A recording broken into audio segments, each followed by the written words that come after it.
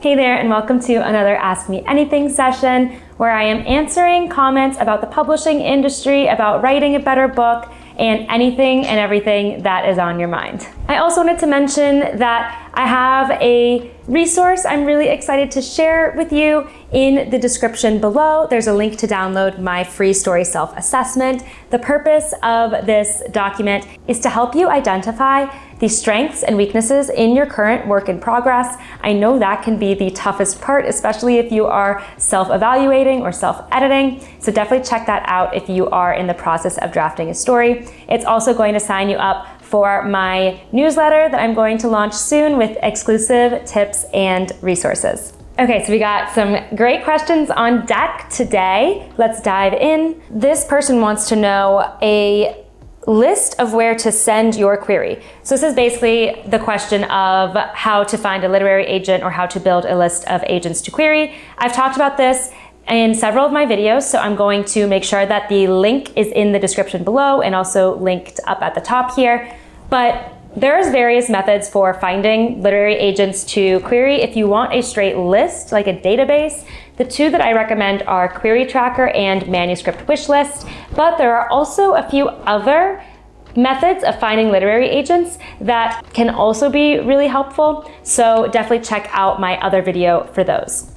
Okay, here's one. I was wondering if writing in third-person present tense is okay or discouraged. About 3/4 done with my novel and I don't want to go on much further if present tense is frowned upon. Great question. So typically a novel is either written entirely in present tense or entirely in past tense, or there are also some cases where maybe certain characters' points of view are in present and others are in past. But to keep it simple and streamlined, I recommend choosing one tense or the other. I would say that the past tense is more common. However, there's nothing wrong with writing a novel in present tense either, and you are certainly going to find examples of this in the contemporary publishing landscape. I would say that thrillers in particular, I know that's not what you're writing specifically, but this genre does lend itself to the present tense especially because it gives that immediacy and urgency and can help you as the author amplify the sense of suspense and tension. But that being said, you're not limited to just thrillers if you want to write in present tense. I think it all comes down to execution and your personal preference. If the narrative voice that naturally comes to you is present tense, I would say go for it. There's no reason not to. Just make sure that you are consistent and deliberate with the tense that you choose. Okay, here's another question. You mentioned US and UK agents being often interchangeable but never address Canadian US agents. Would it work in a similar manner? I'm in Canada, but I'm thinking the larger US market might be where I want to aim my work. Should I try to get a US agent or stick to Canadian, or would either work just as well? Yes, the same goes for Canadian agents. Canada, US, UK are all kind of operating in the same publishing landscape. I would say Canada and US are even more closely intertwined. Keep in mind that the Canada-specific literary industry is quite a bit smaller than the US, so I think it makes a lot of sense for you to simultaneously query US and Canadian agents.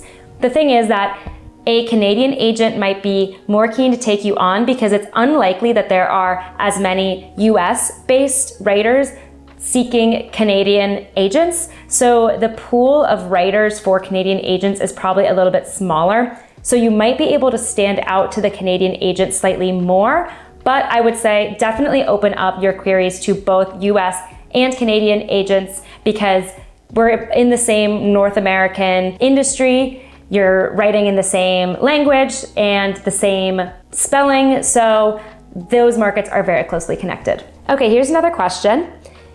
Did you ever talk about a prequel? Can a prequel be a standalone novel? I feel I'm stuffing too many stories into one novel. Maybe the solution would be a prequel. Okay, I love that you've already identified for yourself that you might be trying to do too much into this one single novel because as a structural editor, this is something I see quite often where you have so many ideas about the backstories for your characters. You maybe have these subplots and you have this whole cast that you want to explore, and you only have so many pages in a single volume, and you really should try to keep your narrative tightly focused because that is going to deliver the most effective story for the reader.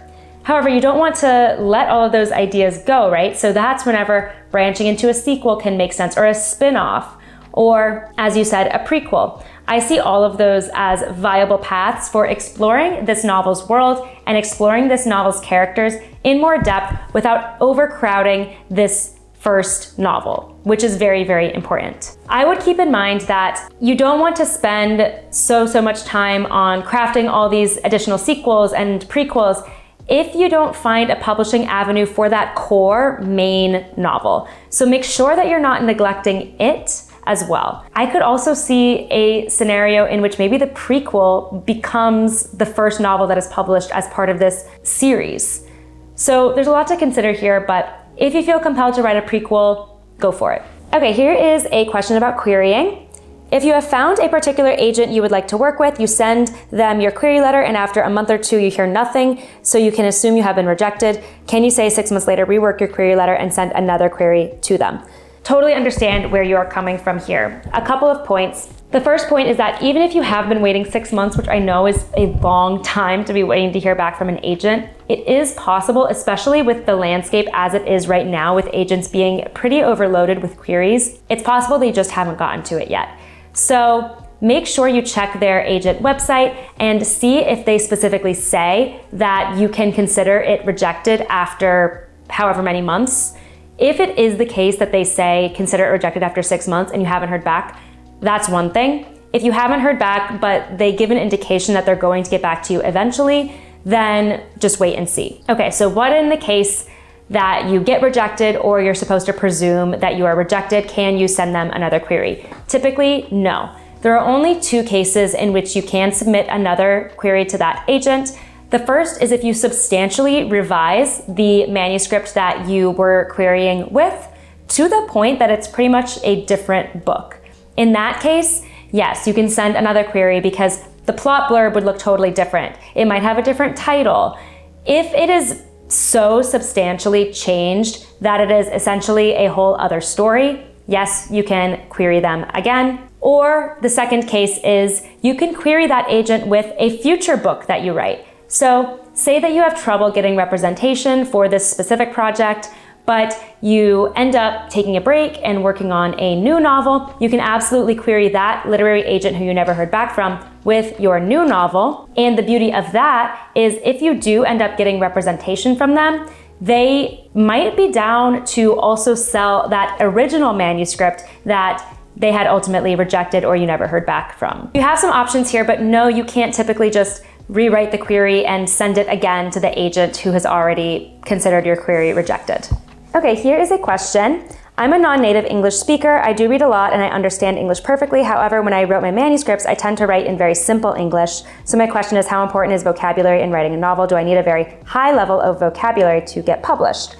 The answer is no. If you read books published today across different genres, you'll find a different level of vocabulary in the prose. Some writers tend to be a bit more eloquent. They like to use really descriptive, what we sometimes call flowery language. They use a lot of adjectives, and they might have a higher level of vocabulary, but it is not always necessary. There are also writers who have a very stark, to the point, straightforward delivery in their prose that is equally as good for whatever they are trying to convey and the story they are trying to tell. So as long as your writing style works for the story you're trying to tell and it is suitable for the genre, then it's not a big deal if you have a high vocabulary or not. In fact, I would say that sometimes whenever writers veer too far into trying to incorporate a lot of SAT terminologies into their work, it just doesn't really bode well for the reader, because you want your story to ultimately be accessible to readers as well.